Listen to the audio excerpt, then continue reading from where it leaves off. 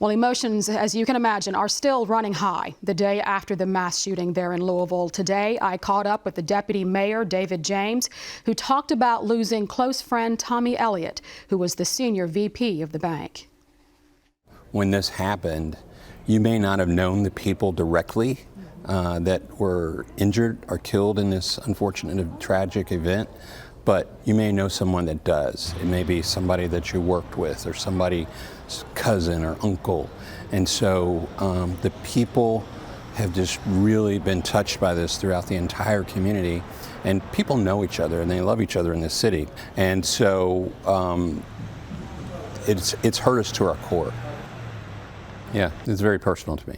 You know, I knew Tommy Elliott, for example, a friend of mine, scheduled to go to dinner with him next week. I just texted with him on Friday.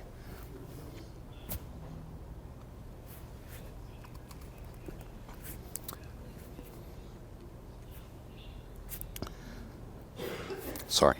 Yeah.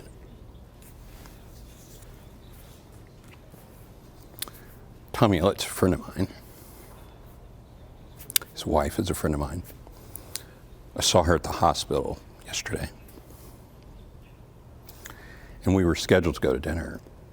And as soon as I saw her, you know, we hugged each other, and I really didn't have the words to say to her, knowing that her husband had been killed, my friend.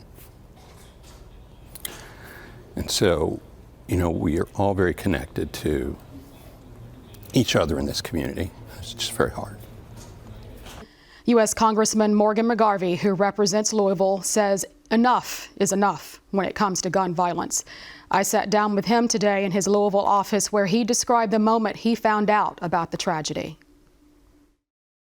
It was absolute dread, you know, that feeling in your stomach. We first started getting reports there was a shooting, and it's weird because you're almost hoping it's not a mass shooting, that just something went wrong. Maybe it was a bank robbery. Maybe this isn't coming to our community. This epidemic of gun violence isn't coming here to Louisville. And then the names start coming out, right? And for me, I lost a good friend in Tommy Elliott. Because Louisville's small, my wife used to work with his wife. I mean, I've known Tommy a long time.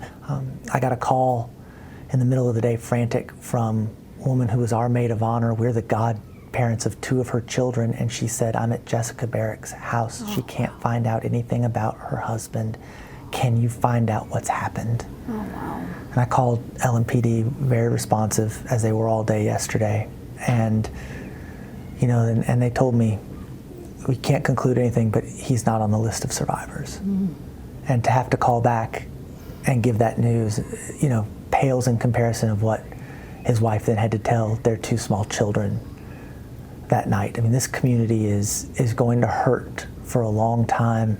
One of the things we have heard is about the responsiveness of the police, of the first responders. Within minutes of being contacted, they were on the scene in 3 minutes. I mean, can you talk about the heroism and the quick response, and that it could have been much worse in terms of the casualties and fatalities? Without question, the brave actions and quick response of the Louisville Metro Police Department and all of our first responders saved lives. They saved lives.